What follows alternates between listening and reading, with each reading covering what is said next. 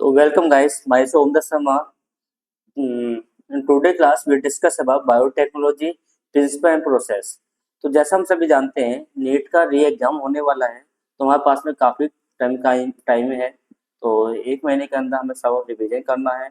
तो हमें एक टेस्ट सीरीज लेके आए हैं जिसमें हमें फास्ट रिवीजन करेंगे और कम से इम्पोर्टेंट कॉन्सेप्ट को सीखेंगे, ठीक है। और डिफरेंट टाइप के ट्रिक्स भी देखेंगे जिससे कि हम चीज़ों को रख सकें।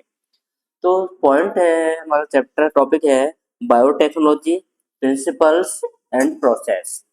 तो बायोटेक्नोलॉजी क्या है, उसके प्रिंसिपल्स क्या हैं, प्रोसेस क्या है। तो पूरे चैप्टर को हम फास्ट वे में रिवाइज करेंगे। तो जो भी एक्सप्लेनेशन होने वाला है एनसीईआरटी बेस्ड होगा, फास्ट रिवीजन होगा, नीट ओरिएंटेड होगा और पीवाईक्यू पे फोकस करेंगे, प्रीवियस ईयर क्वेश्चन जो आते हैं, ठीक है। एक बात ध्यान रख लीजिए, नीट जो होगा तो थोड़ा टफ ही क्वेश्चन आएंगे, सिंपल क्वेश्चन नहीं आएंगे, ठीक है। तो ध्यान में रखिए और रिवीजन की रिक्वायरमेंट होगी, ठीक है। तो जिन भी बच्चों ने अपना स्टडी तक छोड़ दिया है, दोबारा से तैयारी हो जाइए और मैदान में उतर जाइए, ठीक है। और जिनका अच्छा एग्जाम नहीं हुआ था पहले, तो उनके लिए एक अच्छा मौका मिला है, बहुत अच्छा मौका मिला है। दोबारा से 1 महीने का टाइम है, रिवाइज करिए, ठीक है। तो हम कॉन्सेप्ट को भी सीखेंगे, क्या क्या कॉन्सेप्ट है इस टॉपिक पे, और डायग्राम को भी देखेंगे, ठीक है। चलिए स्टार्ट करते हैं। सबसे पहले आता है व्हाट इज बायोटेक्नोलॉजी। बायोटेक्नोलॉजी होती क्या है, और डिफरेंट टाइप की टेक्नोलॉजी हम स्टडी करते आ रहे हैं, लेकिन दिस इज बायोटेक्नोलॉजी। तो हम जानते हैं what is the bio. Bio का मतलब होता है living beings, that is the living beings.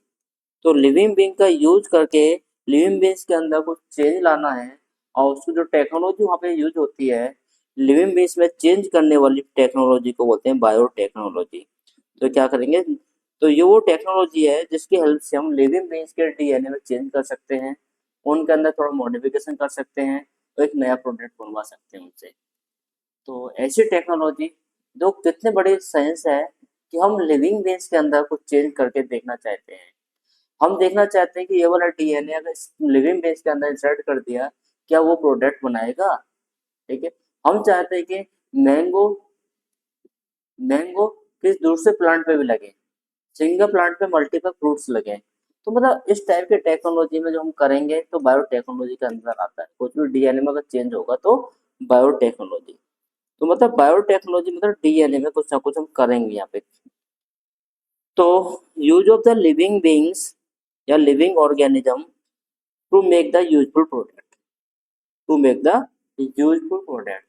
तो बायोटेक के केस में यूजफुल प्रोडक्ट बनाया जाएगा बाय लिविंग बेस का यूज करके। तो there are two branch of biotechnology, traditional biotech and the modern biotech. तो one term that is called traditional. तो यहाँ पे ट्रेडिशनल का मतलब क्या है, ट्रेडिशनल का मतलब होता है ओल्ड बायोटेक, क्या कहते हैं, ओल्ड बायोटेक। और सेकंड केस है that is modern biotech. Modern biotech क्या है, मॉडर्न बायोटेक का मतलब होता है यहाँ पे जो आज की मॉडर्न बायोटेक है। तो यहाँ पे हम टेक्नोलॉजी का यूज करेंगे recombinant DNA technology. In simple way we call them RDT.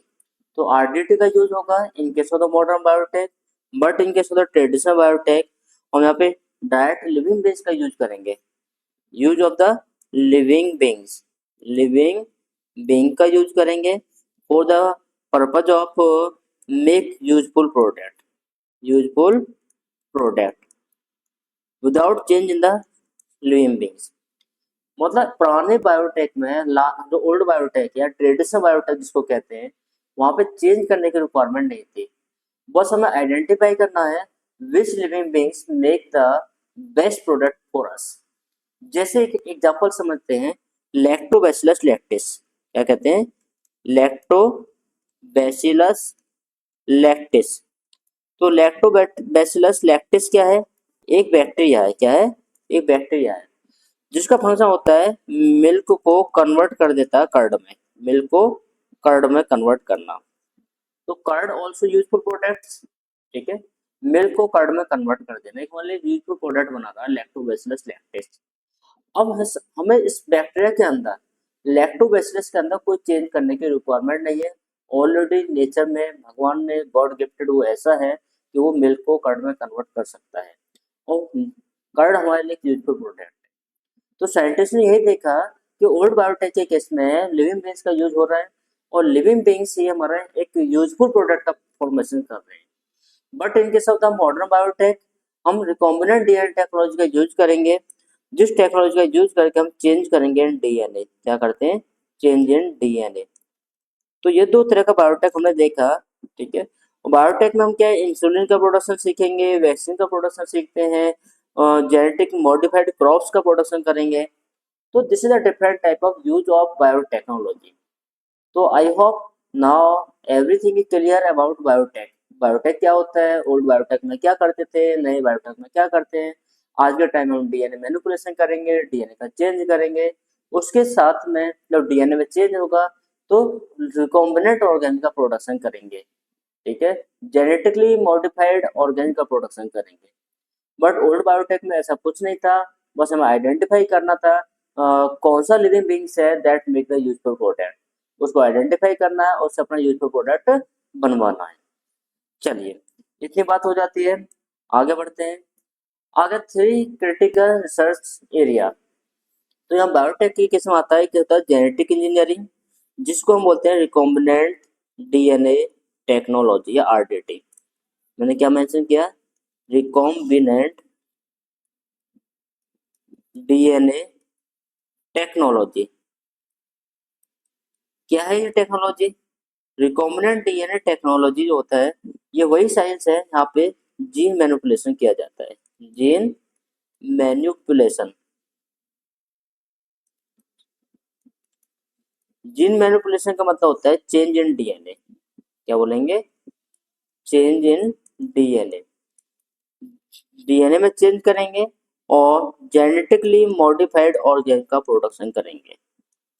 इसका प्रोडक्शन होता है यहाँ पे GM organic, GN crops, genetically modified organism का प्रोडक्शन किया जाता है by changing the DNA. Biochemical engineering, ठीक है। तो बायोकेमिकल इंजीनियरिंग में यहाँ पे भी हम कुछ डिफरेंट टाइप के एंजाइम्स का फॉर्मेशन देखेंगे, ठीक है। Maintenance of the sterile conditions. और स्टेराइल कंडीशन मेंटेन करना क्यों जरूरी है? स्टेराइल कंडीशन का मतलब होता है साफ सुथरा रखना। स्टेराइल का मतलब क्या होता है? साफ। क्योंकि कोई भी प्लेस हो वहाँ पे they are infected by the different type of bacteria. बहुत सारे बैक्टीरिया हैं, बहुत सारे जर्म्स हैं। उसको स्टेराइल कैसे किया जाए? तो स्टेराइल कंडीशन के लिए हमें क्या यूवी रेडिएशन की रिक्वायरमेंट होती है, यूवी रेस हेल्प करते हैं, ठीक है। क्या एल्कोहल हेल्प करता है? तो उन सब पॉइंटों को हम इंक्लूड करते हैं inside the sterile condition maintain करने के लिए, ठीक है। यूवी रेडिएशन का फंक्शन होता है कि बैक्टीरिया वायरस को डीएनए को म्यूटेशन करता है, किल कर देता है। एल्कोहल भी कुछ ऐसा ही काम करता है, उनको डेथ करा देता है। तो स्टेराइल कंडीशन मेंटेन करने की रिक्वायरमेंट है। कई बार स्टेराइल कंडीशन नहीं होगी, कोई दूसरा मार्को ऑर्गेनिज्म अगर प्रेजेंट होगा साथ में, उस कंडीशन में यूजफुल प्रोडक्ट तो बन रहा है, उस साथ में मिक्सिंग ऑफ प्रोडक्ट हो गया, कुछ डिफरेंट टाइप का ऐसा हार्मफुल प्रोडक्ट बन सकता है, ठीक है। तो स्टेराइल कंडीशन मेंटेन करना काफी इंपॉर्टेंट है। आगे देख बढ़ते हैं हम। तो डिफरेंट टूल्स और रिकॉम्बिनेंट डीएनए टेक्नोलॉजी। तो हम देखें कौन से टूल्स हैं जिसकी हेल्प से हम डीएनए में चेंज करेंगे। Recombinant DNA technology. तो रिकॉम्बिनेंट डीएनए टेक्नोलॉजी में कौन से टूल्स हैं? भाई एक मैकेनिक होता है, मैकेनिक के पास में टूल्स है, उस टूल की हेल्प से वो अपने के मतलब हम कहेंगे बाइक वाला मिस्त्री है, मैकेनिक है, और उससे बोले कि कार को ओपन कर दे, वो कार को सही नहीं करेगा। कार के टूल्स अलग हैं, बाइक के अलग है। इसी तरह से हम कह रहे हैं यहाँ पे डीएनए में चेंज करने के लिए टूल्स की रिक्वायरमेंट होती है, वो क्या टूल्स हैं। तो यहाँ पे सबसे इंपॉर्टेंट टूल्स आ जाता है that is for restriction enzymes और रेस्ट्रिक्शन एंडोन्यूक्लियेज। क्या बोलते हैं? रेस्ट्रिक्शन एंडोन्यूक्लियेज। ये जो रेस्ट्रिक्शन एंडोन्यूक्लियेज है वो एंजाइम्स होते हैं जो कि पर्टिकुलर स्पेसिफिक साइट से कट करते हैं डीएनए को। They are also called the molecular scissors. क्या बोलते हैं इनको? मॉलिक्यूलर सीजर्स बोला जाता है, ठीक है। इनकी एक खास बात ये होती है, they cut they cut DNA at specific site. Specific site. तो डीएनए को कहाँ से कट करेंगे? They cut the DNA on the specific site. तो ये स्पेसिफिक साइट क्या होती है? इस स्पेसिफिक साइट को बोले जाते हैं पैलिंड्रोमिक सीक्वेंस। क्या बोलेंगे? जो भी रेस्ट्रिक्शन एंजाइम्स है ये पर्टिकुलर स्पेसिफिक होते हैं। स्पेसिफिक किसके लिए? अपने सीक्वेंस के लिए। इस पे एक सीक्वेंस है, क्या नाम है इस सीक्वेंस को? इस सीक्वेंस को बोलते हैं पैलिंड्रोमिक सीक्वेंस। Palindromic sequence. ये जो पैलिंड्रोमिक सीक्वेंस होता है इसकी खास बात ये होती है कि जब भी इसको चाहे फॉरवर्ड डायरेक्शन में रीड करें चाहे बैकवर्ड डायरेक्शन में रीड करें, दोनों साइड से एक ही सीक्वेंस आएगा। जैसे फॉर एग्जांपल हम देखते हैं, एक एग्जांपल के साथ हम सीखते हैं Eco R one. Eco R one Eco R one एक रेस्ट्रिक्शन एंजाइम्स है और ये रेस्ट्रिक्शन एंजाइम्स क्या करेगा, ये पर्टिकुलर डीएनए को कट करेगा, पर्टिकुलर एक साइड से करेगा, पैलिंड्रोमिक सीक्वेंस से कट करेगा। और वो सीक्वेंस होता है GAATTC। इसका कॉम्प्लीमेंट्री लिखेंगे CTTAAG। तो ये 5 प्राइम 3 प्राइम 3 प्राइम 5 प्राइम। तो ये जो सीक्वेंस है this sequence is called palindromic sequence. तो जब भी डीएनए कट करेगा तो यहाँ से कट करेगा, इधर यहाँ से कट होगा।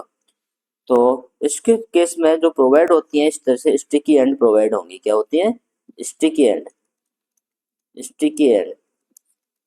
तो हमारे पास में हमें वही रेस्ट्रिक्शन एंजाइम्स का यूज करना है दैट प्रोवाइड स्टिकी एंड। अगर स्टिकी एंड होंगे उस केस में क्या होगा? प्रॉपर बाइंडिंग होगी। क्या होता है? प्रॉपर बाइंडिंग होगी, और प्रॉपर बाइंडिंग की वजह से एक अच्छा प्रोडक्ट क्रिएट होगा। तो that is the beauty of this enzymes. ठीक है, क्या एंजाइम्स है? एक तो स्पेसिफिक साइड से कट करेगा, ब्यूटी नंबर 1। और सेकंड क्या बेनिफिट है कि स्टिकी एंड प्रोवाइड करेगा।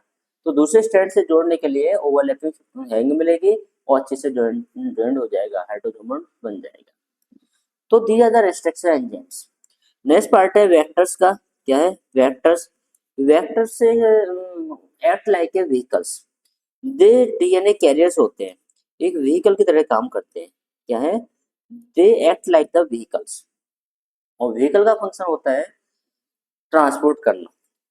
ठीक है, जो भी हमारा टारगेटेड डीएनए है उसको होस्ट के अंदर कैसे पहुंचाएंगे, एक लिविंग बीइंग के केस में कैसे इंसर्ट कराएंगे, उसी चीज को हमें सीखना है। तो हमें एक वेक्टर की रिक्वायरमेंट होती है। दूसरा टूल चाहिए होता है वेक्टर्स। फर्स्ट टूल क्या हो गया हमारा? Restriction enzymes. और सेकंड टूल्स क्या है? वेक्टर्स। क्या है? वेक्टर्स। और थर्ड मेन टूल्स हमारी रिक्वायरमेंट होती है कॉम्पिटेंट होस्ट। तो एनसीईआरटी का वर्ड है competent host. What is the meaning of competent host here? तो कॉम्पिटेंट मतलब ऐसा होस्ट जिसके अंदर वो सूटेबल हो।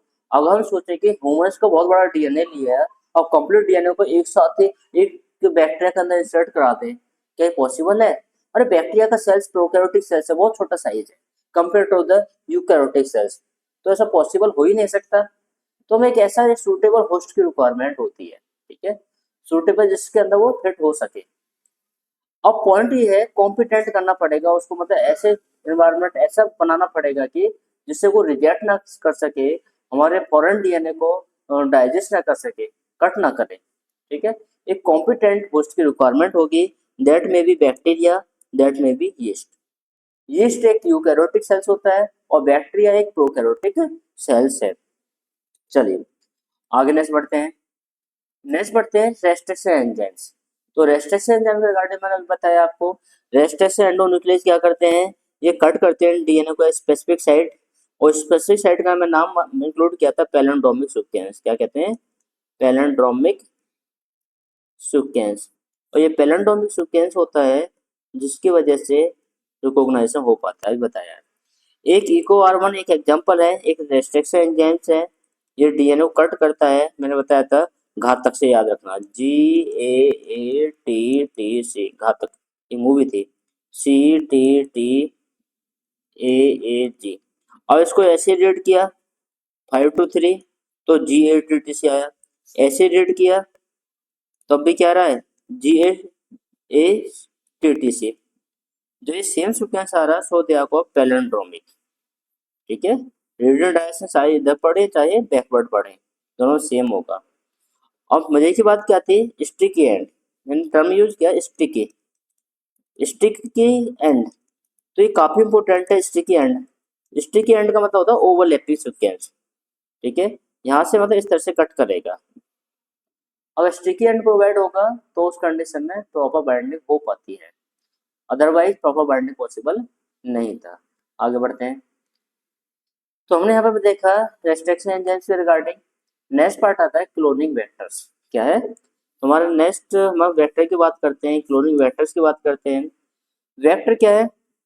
वेक्टर्स की कुछ प्रॉपर्टी होती है। क्या होती है? प्रॉपर्टी।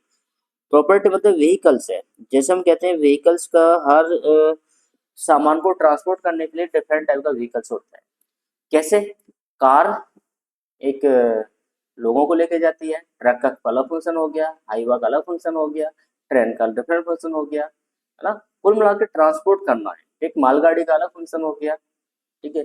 इसी तरह से हमें यहाँ पे देखना है कि क्लोनिंग वेक्टर जो होते हैं वो डिपेंड करता है कि होस्ट के अंदर डीएनए का साइज क्या है, किस होस्ट के अंदर ट्रांसफर करना है, क्या वो सूटेबल है या सूटेबल नहीं है। तो इन दो पॉइंटों को हमें ध्यान रखना होगा। तो क्या what are the different type of properties are present in case of suitable vectors. तो क्या क्या फीचर्स होंगे, क्या प्रॉपर्टीज होंगी? यहाँ पे जो फीचर्स हैं, प्रॉपर्टीज हैं, तो सबसे पहली प्रॉपर्टी आती है ऑरिजिन ऑफ रेप्लिकेशन या ORI। जो भी सूटेबल वेक्टर होगा दे कंटेन ORI। तो हमने मान लिया they are the ORI, origin of replication. तो ORI या ओरिजिन ऑफ रेप्लिकेशन वो रीजन होता है यहाँ से रेप्लिकेशन स्टार्ट होगा। ये क्या होता है कि स्टार्ट पॉइंट है। क्या है? This is the start point, start point of replication. Second है selectable markers. suitable vector contain the two at least two selectable marker। जैसे हम कहते हैं इंक्लूड करते हैं एम्पलीसिन रेजिस्टेंस जीन्स होगा या टेट्रासाइक्लिन रेजिस्टेंस जीन्स, कोई भी सेलेक्टेबल मार्कर होने चाहिए। मतलब जिस भी ऑर्गेन में जब ट्रांसफर हो जाए उसको हम सेलेक्ट तो कर पाए कौन सा वाला अपना वाला रिकॉम्बिनेंट किसके अंदर ट्रांसफर हुआ है। तो हमको सिलेक्शन के लिए मार्कर जीन होने चाहिए, आइडेंटिफाई करने के लिए। तो सेलेक्टिव मार्कर जीन्स होते हैं, एक नहीं दो दो कम से कम दो तीन रहने चाहिए, एक से ज़्यादा होने चाहिए, दो से ज़्यादा होने चाहिए, ठीक है। तो हम कोई एंटीबायोटिक रेजिस्टेंस जीन इंक्लूड करते हैं, जैसे एंटीबायोटिक डालें नॉन रिकॉम्बिनेंट खत्म हो जाए और रिकॉम्बिनेंट बच जाए, सिंपल। नेक्स्ट प्रॉपर्टी है they have the cloning site. क्या है? Cloning site. The cloning site for the restriction enzymes. तो मैंने अभी देख बताया आपको मल्टीपल क्लोनिंग साइट होनी चाहिए। कैसे होनी चाहिए? मल्टीपल। मल्टीपल का मतलब क्या यहाँ पे? एक से ज्यादा, मोर देन वन। अगर more than one cloning site होगा तो अगर जो भी हमारे पास में सूटेबल रेस्ट्रिक्शन एंजाइम प्रेजेंट होगा उससे हम कट कर सकते हैं। अगर हम स्पेसिफिक रखें एक रेस्ट्रिक्शन एंजाइम्स के लिए तो कई बार हमारे पास में सूटेबल वो वाला रेस्ट्रिक्शन एंजाइम भी चाहिए उसको कट करने के लिए, तो प्रॉब्लम क्रिएट हो जाती है। कई बार हमें डिपेंड करता है किस साइज पे डीएनए इंसर्ट कराना है, उस पर डिपेंड करता है। तो they have the multiple cloning site. Multiple cloning site, multiple cloning site का मतलब multiple palindromic sequence. Different enzymes के लिए, डिफरेंट रेस्ट्रिक्शन एंजाइम्स के लिए डिफरेंट टाइप के पैलिंड्रोमिक सीक्वेंस होने चाहिए। मतलब they contain the more than one type of palindromic sequence, more than one type of palindromic sequence. If they have the more than one type of palindromic sequence, it means they can be cloned by different types of restriction enzymes. तो different type के restriction enzymes को cut कर सकते हैं, specific नहीं रहना, depend नहीं रहना एक पर, ठीक है। तो मार्कर जीन्स थे, जैसे मैंने बताया था एम्पलीसिलिन रेजिस्टेंस जीन्स, ये हो गया टेट्रासाइक्लिन रेजिस्टेंस जीन्स। उसका क्लोनिंग साइट है, हम बोलेंगे ये वाली कौन सी इको R1 के लिए है, इको R1 के लिए। ये मान लो ये किसके हिंद थर्ड के लिए है, हिंद थर्ड के लिए। ये PST1 के लिए। तो ये क्या डिफरेंट टाइप के मल्टीपल क्लोनिंग साइट होनी चाहिए। लास्ट पार्ट में स्मॉल साइज हो, हाई कॉपी नंबर हो। तो कॉपी नंबर ज्यादा से ज्यादा क्रिएट करें, कम नहीं होना चाहिए। तो इन चार बातों को बिल्कुल याद रखना है, गांठ बांध लेना है। पूछी जाती है which of the following property are not present in a suitable vectors और क्लोनिंग वेक्टर्स। तो in case of the cloning vectors, there are different type of features are present. One of them ORI, origin of replication. Second one selective markers, and next one cloning site. तो small size होना चाहिए, high copy number होना चाहिए. What is the use of small size? Small size का क्या use है? Small size का simple सा यूज है, जब भी स्मॉल साइज प्रेजेंट होगा तो मल्टीपल कॉपी नंबर आ सकते हैं और ट्रांसफॉर्मेशन में हेल्प मिलेगी. कहीं ऐसा ना हो साइज बहुत बड़ा है और होस्ट का हम ट्रांसफर करने लगे, होस्ट ही ब्लास्ट कर दिया, होस्ट का ही डेथ हो गया. ऐसा नहीं होना चाहिए. तो छोटा साइज होगा, छोटे से. अगर मेरे अंदर भाई एक बहुत बड़ा कांटा लग जाए तो मुझे दर्द होगा, मुझे बचा बचा भी नहीं. हल्का छोटा सा कांटा लगा है तो हल्का सा दर्द होगा, ठीक है, तो मैं जिंदा रहूंगा. ऐसे होना चाहिए. स्मॉल साइज होगा वेक्टर्स का तो होस्ट के अंदर जब ट्रांसफर होगा तो होस्ट की डेथ नहीं हो, ठीक है, और इजिली ट्रांसफर हो पाए. तो these are the four main properties are present in case of the cloning vectors. तो आपको याद रखना है, ठीक है. तो आगे बढ़ते हैं. तो यहाँ पे मैं एक एग्जांपल इंक्लूड कर रहा हूँ. एक वेक्टर्स है जिसका नाम है पी बी आर 322. एनसीईआरटी में मेंशन है, एनसीईआरटी का एग्जांपल है. तो एनसीईआरटी के केस में मेंशन है ये वाला वेक्टर्स पी बी आर 322. ये एक टाइप है प्लाज्मिड वेक्टर्स का. किसका? Plasmid vectors. और प्लाज्मिड वेक्टर्स की डिफरेंट टाइप की प्रॉपर्टी होती है. इसका एक स्पेसिफिक साइज होता है डीएनए को क्लोन करने के लिए. ऐसा नहीं है बहुत बड़े डीएनए को क्लोन कर सके, ठीक है. तो हम कह रहे थे कि जो पीबीआर 322 है, ठीक है, एक टाइप का प्लाज्मिड वेक्टर्स है, ठीक है. एनसीईआरटी का डायग्राम है. और यहाँ से क्वेश्चन पूछा जाता है, ठीक है. तो इसमें क्या क्या प्रेजेंट होता है, इसका कौन सा मिस कर देगा, एबीसीडी करके दे देगा, तो कोई भी साइट पूछेगा कौन सा एंजाइम है. तो ये क्या डिफरेंट टाइप के मल्टीपल क्लोनिंग साइट है यहाँ पे, ठीक है. बहुत सारे एंजाइम्स की रेस्ट्रिक्शन साइट प्रेजेंट है. तो उन सब चीज को देखेंगे. तो देखो अभी हमने बताया 4 प्रॉपर्टी होता है. एक तो ओरिजिन ऑफ एप्लीकेशन प्रेजेंट है. क्या है? Origin of application, property number 1. Second property क्या था? एक सेलेक्टिव मार्कर जीन्स होना चाहिए. तो सेलेक्टिव मार्कर जीन्स ये हो गया एम्प्लीसिन रेजिस्टेंस जीन्स और टेट्रासाइक्लिन रेजिस्टेंस जीन्स. तो यहाँ पे 2 सेलेक्टिव मार्कर जीन्स हैं. तो ये क्या? Selective marker genes. Second property हो गया. थर्ड प्रॉपर्टी हमने क्या इंक्लूड किया था? थर्ड प्रॉपर्टी जो इंक्लूड किया था हमने, वहां पे था मल्टीपल क्लोनिंग साइट. क्या होना चाहिए? Multiple cloning site. देखो बहुत सारे मल्टीपल क्लोनिंग साइट्स प्रेजेंट हैं यहाँ पे. कौन कौन से? जैसे कोई paste 1, PVU1, EcoR1, कैल1, हिंद3, BAMH1, साल1, PU3. ये सब क्या है? अगर इसमें देखें PBR 322 के अराउंड जितने भी लिखा हुआ है सभी डिफरेंट टाइप के रेस्ट्रिक्शन एंजाइम्स हैं और वो पर्टिकुलर इस पोजीशन से कट करेंगे. तो this vector contain multiple cloning site. ध्यान रखना क्या है? मल्टीपल क्लोनिंग साइट्स हैं, ठीक है. और सभी साइट्स को हमें याद भी रखना होता है, ठीक है, कौन कौन से प्रेजेंट है यहाँ पे. अब देखो याद करने का तरीका क्या है. यहाँ पे याद करने के लिए हम यहाँ पे ट्रिक का यूज करेंगे. एक ट्रिक है. क्या ट्रिक यूज करेंगे? तो सबसे पहले हम देखते हैं ओरिजिन ऑफ एप्लीकेशन. यहाँ से स्टार्ट करते हैं, ठीक है. जैसे हम कहते हैं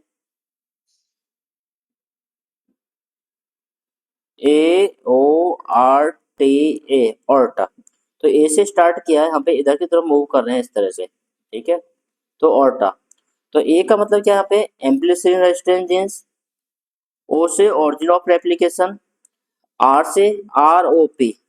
ROP एक टाइप की प्रोटीन है, प्रोटीन बनाएगा. क्या बनाएगा? प्रोटीन बनेगा. अगर रॉ प्रोटीन होती है तो ट्रांसफॉर्मेशन में हेल्प मिलेगी, कॉपी नंबर बनाने में हेल्प मिलेगी. तो होस्ट को काफी इससे सपोर्ट मिलेगा. होस्ट में ताकत आती है, मतलब प्रोटीन है, ठीक है. उस प्रोटीन से क्या मिलेगा? होस्ट अच्छी तरह से रेप्लिकेट कर पाएगा, कॉपी नंबर बना पाएगा. और टी का मतलब टेट्रासाइक्लिन. टी का मतलब क्या है? Tetracycline resistance genes. और ये तो दोबारा से आ गया, इसलिए ए को दोबारा से नहीं लिखेंगे. तो ये मैंने पहले सर्किल के अंदर जो है उन सबको याद करने का ट्रिक बना दो ऑर्टा, ठीक है. ऑर्टा आपने पढ़ा होगा, हार्ट के केस में सीखा होगा. हार्ट में जो होता है ना ऑर्टा, ऊपर वाला पार्ट ऑर्टा होता है, नीचे वेंट्रिकल होता है, ठीक है. तो ऑर्टा से हमने याद कर लिया ampicillin, origin of replication, ROP, tetracycline. अब पॉइंट है इन सबको कैसे याद किया जाए, तो यहाँ से मतलब यहीं से स्टार्ट कर रहे हैं हम, ठीक है ना, एम्पलीसिलिन से, तो यहीं से मतलब आगे बढ़ेंगे इस तरह से याद करने के लिए। मल्टीपल क्लोनिंग साइट, तो हम कहते हैं मल्टीपल क्लोनिंग साइट, MCS। तो मल्टीपल क्लोनिंग साइट क्या क्या है, तो यहाँ पर हम देखें मल्टीपल क्लोनिंग साइट जो है वो डिफरेंट एंजाइम्स के लिए, इसको याद रखने के लिए इस तरह से कर सकते हैं। जैसे पवन है, क्या है, पवन है, क्या कह रहे हैं हम, पवन है, और पवन क्या है, एक लड़का है पवन, और पवन क्या कर रहा है, पवन एक स्टूडेंट है, क्या है, स्टूडेंट, और वो स्टूडेंट किसका है, स्टूडेंट है, जो कि क्या दे रहा है, पूरे 2 साल से, पूरे पूरे 2 साल से, 2 साल से क्या कर रहा है, तैयारी कर रहा है, ठीक है, और उससे 2 साल में तैयारी करने बाद उसको BAMS मिल गया, क्या मिल गया, BAMS मिला, उसे नीट नहीं मिला, BAMS। तो उसमें उसकी कमी नहीं है, तो कमी किसकी है, यहाँ पे हिंदुस्तान के एजुकेशन सिस्टम का कमाल है ना, किसका, हिंदुस्तान के, हिंदुस्तान के एडुकेशन सिस्टम का कमाल है, एडुकेशन सिस्टम। तो देखो कितने अच्छे ट्रिक बन जाती है सबको याद करने के लिए। पवन, पवन का मतलब PU, हमने मेंशन है PU, PU क्या है, PU, ये फर्स्ट वाला PVU1, ठीक है, स्टूडेंट, ये आ गया सेकंड वाला PST, तो PST स्टूडेंट हो गया, ST स्टूडेंट, पूरे मतलब पूरे 2 साल, पूरे दो का मतलब ये क्या है, PVU सेकंड, पूरे 2 साल सेकंड, साल 1, साल का मतलब पूरे साल, SAL साल, ये आ गया साल, पूरे साल क्या किया उसने, BMS मिला, तैयारी की, और क्या मिला, BMS, बैम H1, बैम H1, ठीक है। आगे देखेंगे हिंदुस्तान, मतलब हिंद थर्ड, हिंदुस्तान छोटा मोटा कंट्री नहीं है, काफी बड़ा है, इसलिए थर्ड आएगा, सबसे बड़ा हिंद थर्ड। का का मतलब CLA, CLA किसका कमाल है, ये कमाल है हिंदुस्तान के एजुकेशन। EDU मतलब इको R1, इको R1। तो ये मतलब हम यहाँ पे ट्रिक सीखा, और उस ट्रिक से हमने याद करने की कोशिश की कि PBR 322 में एक्चुअल में कौन कौन से रेजिस्ट्रेशन साइट प्रेजेंट है। और क्वेश्चन पूछे total number of registration site कितना है, तो हम काउंट कर लेंगे। जैसे हमने देखा पवन 1 हो गया, 2 हो गया, 3 हो गया, 4 हो गया, 5 हो गया, 6 7 8, मतलब यहाँ पे 8 तो रेस्ट्रिक्शन एंजाइम्स हैं, और रेस्ट्रिक्शन एंजाइम्स की साइट्स हैं, रेस्ट्रिक्शन एंजाइम्स की क्या है, साइट्स प्रेजेंट है, टोटल 8। देखो 8 छोटा नंबर नहीं है, मल्टीपल नंबर होना चाहिए, एक से ज्यादा होना चाहिए, 2 हो, 4 हो, 6 हो, 8 हो। तो this PBR 322 contain the multiple number of cloning site, तो याद रहेगा। तो इस तरह से हमने याद करने की कोशिश की कि PBR 322 के अंदर एक्चुअल में होता क्या क्या है, ठीक है, और उनके बारे में फंक्शन को बताने की कोशिश की। तो सबसे ज्यादा बवाल क्या था, वो था मल्टीपल क्लोनिंग साइट, बहुत सारे रेस्ट्रिक्शन एंजाइम्स हैं, तो 8 डिफरेंट टाइप्स के रेस्ट्रिक्शन एंजाइम्स आप प्रेजेंट होते हैं यहाँ पे, उनके हमें नाम याद रखना होता है, ठीक है, तो याद हो जाएंगे, जिसको हमने याद किया किसकी हेल्प से, पवन स्टूडेंट है, पूरे 2 साल से नीट तैयारी कर रहा था, और आखिरकार उसे BMS मिला, ठीक है, ये हिंदुस्तान के एजुकेशन सिस्टम का कमाल है, ठीक है। पवन मतलब PU, बेस्ट वन, सब में 1 1 लगा देंगे, केवल 2 यहाँ पे आ गया, थर्ड यहाँ पे आ गया है, बाकी सब जितने बचे हैं सब 1 होंगे, ठीक है। तो आँख बंद करके PU, पहला क्या होगा, PVU 1, बेस्ट 1, सब 1 होंगे, PU साल 1, ठीक है, BAM H1 एट इन थर्ड, कैल 1, इको R1, तो सब में क्या आ रहा है, 1 आ रहा है। आई होप आपको ये अच्छे से डायग्राम और ट्रिक याद हुआ होगा, चलिए कोशिश करोगे तो और याद हो जाएगा। चलिए आगे बढ़ते हैं।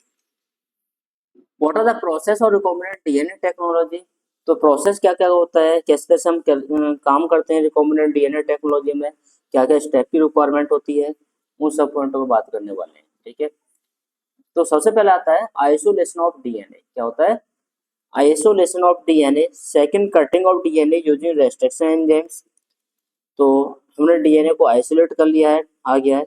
सेकंड स्टेप को हमने फॉलो किया और इसके फ्रेगमेंट बना दिए, रेस्ट्रिक्शन एंजाइम का यूज किया, इसको कट कर दिया। थर्ड होगा एम्प्लीफिकेशन बाय पीसीआर। तो इसमें से हम सेलेक्ट करेंगे पर्टिकुलर टारगेटेड डीएनए को, जो टारगेट किया है उसका हम एम्प्लीफिकेशन करेंगे, पीसीआर उसकी मल्टीपल कॉपी बना देगा। पर्टिकुलर ये वाला हम सेलेक्ट किया और इसी की मल्टीपल कॉपी बनानी है with the help of PCR. कहीं ऐसा ना हो एक हमें टारगेटेड डीएनए था, डिजायर्ड डीएनए था, और वो भी वेस्ट हो जाए, कोई खराब हो जाए, ठीक है, तो क्या होगा? तो हम कहाँ से लाएंगे? तो हमें मल्टीपल चाहिए, मल्टीपल पीसीआर की हेल्प से बनाएगा। पीसीआर एक टाइप की फोटोकॉपी मशीन होती है जिससे वो बहुत सारे मल्टीपल कॉपी बना देती है। तो ऐसी पीसीआर है जो डीएनए की कॉपी बनाएगी। ये क्या करेगी? ये पीसीआर एक मशीन होती है जो कि डीएनए की कॉपी बनाती है, याद रखिए। नेक्स्ट पार्ट होता है इंसर्शन इनटू वेक्टर्स। इसको इंसर्ट करेंगे एक वेक्टर में, सूटेबल वेक्टर्स में, ठीक है। और वेक्टर कैसा होगा? जैसे हमने पीबीआर 322 पढ़ा था, इसी तरह से डिफरेंट टाइप के सूटेबल वेक्टर्स लेंगे और वेक्टर एक कैरियर का काम करते हैं और वो टारगेटेड डीएनए को होस्ट के अंदर लेके जाएंगे, व्हीकल की तरह काम करते हैं। Next part transformation into the host. और यहाँ पे हमने टर्म पढ़ा था, ट्रांसफॉर्मेशन के अंदर जब रिकॉम्बिनेंट वेक्टर जो बना लेते हैं, इस रिकॉम्बिनेंट वेक्टर को हम इंक्लूड करेंगे या ट्रांसफर करेंगे इनसाइड द होस्ट। जब भी होस्ट के अंदर ट्रांसफर करेंगे रिकॉम्बिनेंट वेक्टर्स को, तो यहाँ पे हमें रिक्वायरमेंट होगी होस्ट को कॉम्पिटेंट बनाना। होस्ट अभी रेडी नहीं है, कैसी कंडीशन में आया? मतलब होस्ट को ऐसी कंडीशन में, मतलब ऐसे मेंटेन करना है कि जिससे रिकॉम्बिनेंट वेक्टर इजीली उसके अंदर ट्रांसफर हो जाए, कहीं होस्ट उसको रिजेक्ट ना करे। तो उसके लिए डिफरेंट टाइप के केमिकल देते हैं, हीट देते हैं, इलेक्ट्रिसिटी देते हैं, जीन गन का यूज करते हैं। तो वो क्या डिफरेंट टाइप के मेथड्स हैं, ठीक है। कुछ ऐसा केमिकल लगाएंगे जिससे सेल मेम्ब्रेन में स्पेस हो जाए, दूर दूर हो जाए सेल्स के मेम्ब्रेन। अगर ये पास पास होगा तो स्पेस गैप कम है, नहीं जा पाएगा कोई। अगर गैप बढ़ गया इलेक्ट्रिसिटी देने से, आसानी से कोई ट्रांसफर हो जाएगा, सेल्स के अंदर पहुंच जाएगा। तो वही हमें ट्रांसफॉर्मेशन के लिए होस्ट को कॉम्पिटेंट बनाना होता है। और होस्ट को कॉम्पिटेंट बनाते हैं with the help of electricity, electric charge, उनकी हेल्प से। तो नेक्स्ट पार्ट होता है obtaining the foreign gene products. Obtaining the foreign gene product. तो जो भी प्रोडक्ट हमने होस्ट के अंदर ट्रांसफर करके बनवाया उसको ऑब्टेन करते हैं। इस प्रोसेस को बोला जाता है down stream processing. Down streaming processing. सभी स्टेप को याद रखना है, कौन कौन से स्टेप हैं, और एक सीक्वेंस में याद रखना है। ये 6-7 स्टेप होते हैं पूरे रिकॉम्बिनेंट डीएनए टेक्नोलॉजी के प्रोसेस में। आइसोलेशन ऑफ डीएनए होता है, डीएनए को कट किया जाता है, कट करने के बाद में सेपरेट किया जाता है by using of the एग्रोजेल electro process, ठीक है, जो यहाँ पे मिस है अभी, ठीक है। कट करने के बाद में क्या लगता है? यहाँ पे एक एग्रोजेल लगता है, एग्रोजेल इलेक्ट्रोफोरेसिस, इलेक्ट्रोफोरेसिस, ठीक है। तो थर्ड नंबर पे ये आना चाहिए। तो उसके बाद हम फोर्थ नंबर पे पीछा करेंगे, फिफ्थ नंबर पे हम वेक्टर में इंसर्ट कराएंगे और रिकॉम्बिनेंट वेक्टर बनाएंगे, और सिक्स नंबर पे हम क्या करें? ट्रांसफॉर्मेशन करेंगे इनटू होस्ट, और सेवंथ नंबर पे डाउन स्ट्रीम प्रोसेसिंग करेंगे। ये प्यूरिफिकेशन होता है, एक तरह का क्या है? प्यूरिफिकेशन का पार्ट है। और ये प्यूरिफिकेशन वाला पार्ट काफी कॉस्टली होता है। कैसा होता है? कॉस्टली। इसमें पैसा लगता है, रिक्वायरमेंट होती है, इसका एक प्रोसेस होता है। जो कंपनी इस डाउन स्ट्रीम प्रोसेसिंग को कॉस्ट इफेक्टिव बना लेती है, वो प्रोडक्ट उतना ही सस्ता मार्केट में लॉन्च कर सकती है, इसको बड़ा कॉम्पिटेट कर सकती है। आप कैसे सेपरेट कर रहे हैं, ठीक है, एक अच्छा टारगेट होता है। चलिए, तो ये 7 स्टेप को याद रखना होगा रिकॉम्बिनेंट डीएनए टेक्नोलॉजी के लिए। जब भी कोई भी स्टेप करेंगे, कोई रिकॉम्बिनेंट प्लांट बनाएंगे, रिकॉम्बिनेंट एनिमल बनाएंगे, रिकॉम्बिनेंट क्रॉप बनाएंगे, तो ये 7 स्टेप को फॉलो करना पड़ेगा। सबसे पहले डीएनए आइसोलेशन, कटिंग, डीएनए को रेस्ट्रिक्शन जब से कट करेंगे, एग्रोजेल इलेक्ट्रोफोरेसिस करेंगे, पीसीआर लगाएंगे, insertion into the vectors, transformation कराएंगे, obtaining the foreign gene products by downstreaming processing. तो ये 7 स्टेप को याद रखना है। आगे बढ़ते हैं। पीसीआर क्या है? पीसीआर को थोड़ा एनसीईआरटी में डिटेल में दिया गया है ना, यहाँ से क्वेश्चन बनता है। एनसीईआरटी, एनसीईआरटी में है, ठीक है। तो क्या है? पीसीआर हमें बताया कि फोटोकॉपी मशीन की तरह है। ये फोटोकॉपी मशीन मतलब एक डीएनए होता है, उस डीएनए से हम डीएनए बनाते हैं नया, ठीक है। तो ये क्या हो गया, पीसीआर हो गया, ठीक है। अब जब भी पीसीआर करेंगे तो वहाँ पे हमारे 3 स्टेप होते हैं। कितने स्टेप हैं? स्टेप नंबर 1 होता है denaturation, denaturation.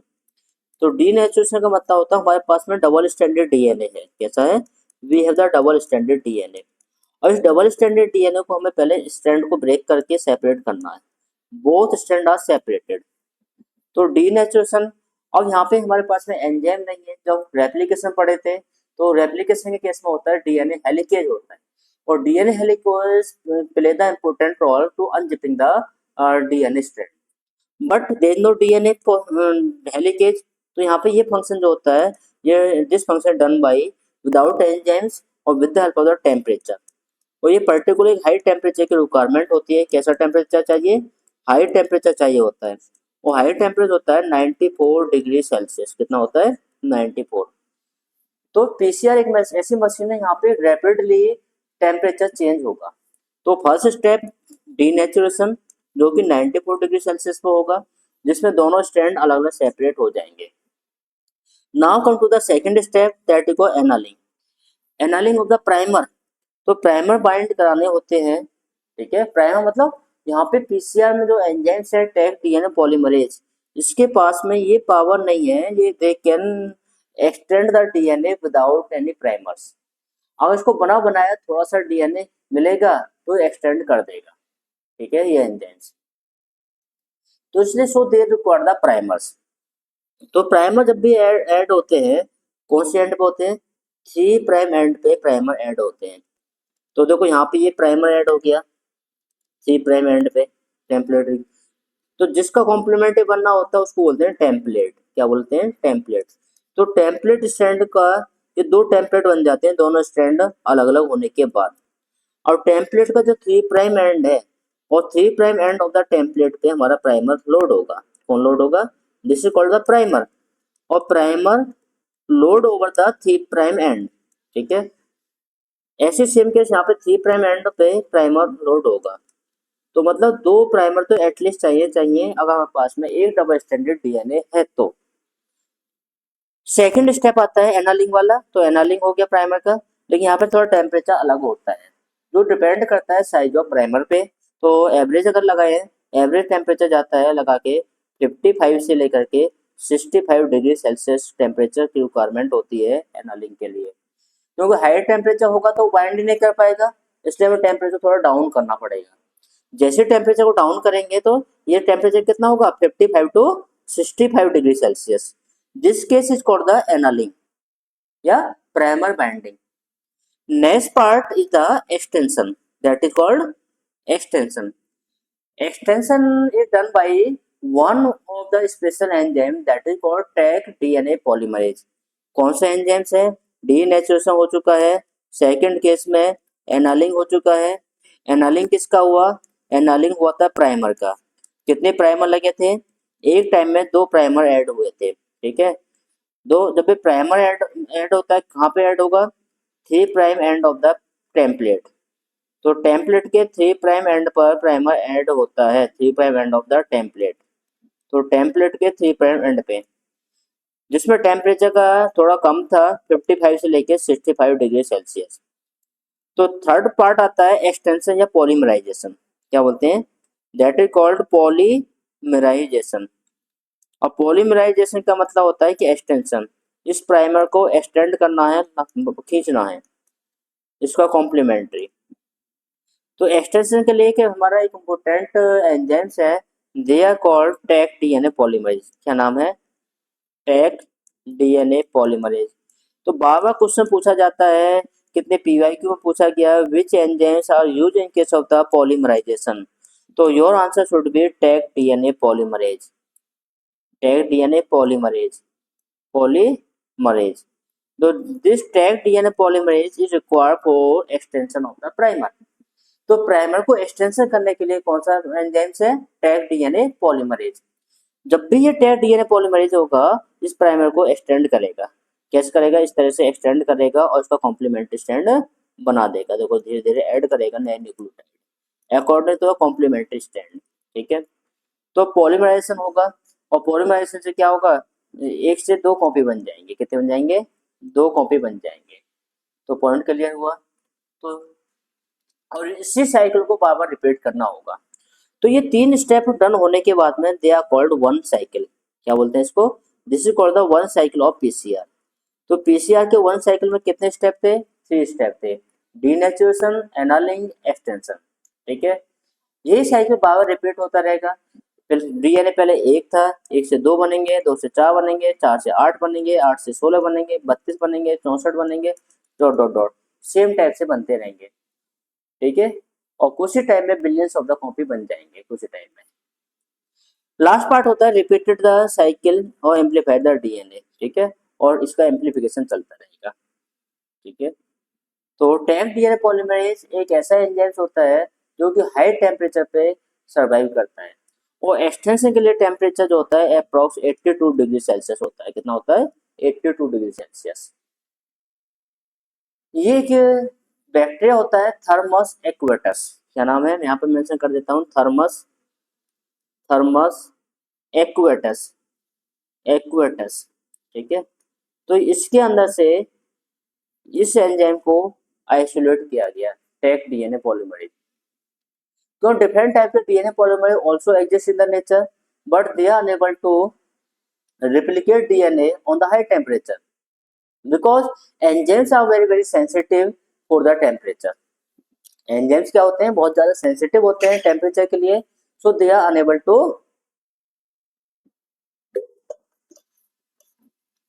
survive on the high temperature. But tag DNA polymerase, they have the special type of beauty. They can survive over the high temperature up to 94 degree Celsius. ठीक है, 100 degree Celsius, तो काफी high temperature survive कर सकता है Taq DNA polymerase. So they are isolated from the Thermus aquaticus. कहाँ से isolate किया गया था, थर्मस एक्वेटस। थर्मस एक्वेटस एक टाइप का क्या है, बैक्टीरिया है, जिससे इसको आइसोलेट किया गया। This Thermus aquaticus they are live in the hot springs environment, high temperature में सर्वाइव करता है। तो साइंटिस्ट ने भी सोचा इसके एंजाइम्स कैसे सर्वाइव काम कर रहे हैं, उसी एंजाइम्स को यहाँ पे यूज करके देखें। उसको आइसोलेट किया गया और उसको पीसीआर में यूज किया गया। तो जब पीसीआर मशीन का इन्वेंशन हुआ तब इसे एक रिकॉम्बिनेंट डीएनए टेक्नोलॉजी या जेनेटिक इंजीनियरिंग का एक बहुत बड़ा गेम चेंजर देखने को मिला। ठीक है, अभी फ्यूचर में देखेंगे फॉरेन कंट्री में काफ़ी डेवलप हो चुका है, नई नई डिफरेंट टाइप की वेराइटी का डेवलपमेंट हो रहा है। ठीक है, हो सकता है फ्यूचर में इंसान के भी डिजाइनर बेबी आए। ठीक है, तो काफ़ी फ्यूचर चेंज होने वाला है इस मशीन के आने के बाद, बायोटेक्नोलॉजी पढ़ने के बाद। ठीक है, चलिए आगे बढ़ते हैं। तो ये पहुंच समय आगे पीसीआर के। ठीक है, ये बार फिर से रिपीट कर देता हूँ, डबल स्टैंडर्ड डीएनए था और आपस में हाइड्रोजन बॉन्डिंग थी। और पहले डीनेचुरेशन, पहला स्टेप हुआ डीनेचुरेशन। जैसे डीनेचुरेशन हुआ दोनों स्ट्रैंड क्या हो गया, अलग अलग हो जाते हैं। अलग अलग होने के बाद में सेकंड स्टेप आता है, दोनों स्टेप पे प्राइमर एनालिंग करते हैं, प्राइमर एनालिंग करते हैं। जैसे प्राइमर एनालिंग होगा तो इधर भी स्ट्रैंड पे हो गया, इधर भी हो गया, ये इधर बढ़ेगा, ये इधर बढ़ेगा, प्राइमर ऐड हो गया। और प्राइमर ऐड होने के बाद थर्ड स्टेप आता है एक्सटेंशन वाला, एक्सटेंशन ऑफ प्राइमर। और प्राइमर इसको इधर मूव करेगा, ये प्राइमर इधर मूव करेगा, तो एक्सटेंशन हो चुका है, दो बन चुके हैं। ठीक है, तो ये तीन मैम बोलते हैं वन साइकिल ऑफ पीसीआर। ये तीन साइकिल कंप्लीट होते हैं, इसको वन साइकिल बोलते हैं। डीनेचुरेशन का टेम्परेचर मैंने 94 डिग्री सेल्सियस बताया था। प्राइमर एनालिंग का टेम्परेचर 55 से लेके 64 डिग्री या 65 डिग्री सेल्सियस है। और एक्सटेंशन का टेम्परेचर 82 डिग्री सेल्सियस होता है। ठीक है, तो इतना टेम्परेचर काफ़ी इसमें चेंज होता है। तो कैसी मशीन है, करने से देर में टेम्परेचर बहुत हाई, फिर कम हो गया, फिर बढ़ा दिया गया। ठीक है, और billions of the copy can be found in the few times. Okay, आगे बढ़ते हैं। नेक्स्ट बायोरिएक्टर्स, एक छोटा सा पार्ट है ना।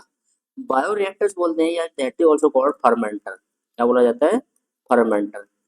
क्या होते हैं फर्मेंटर, फर्मेंटर एक ऐसी डिवाइस है, मशीन है। क्या होती है, एक मशीन है जिसके अंदर हम कुछ कंट्रोल कर सकते हैं। इसके अंदर हम कंट्रोल कर सकते हैं क्या, कंट्रोल कर सकते हैं पीएच, कंट्रोल कर सकते हैं टेम्परेचर।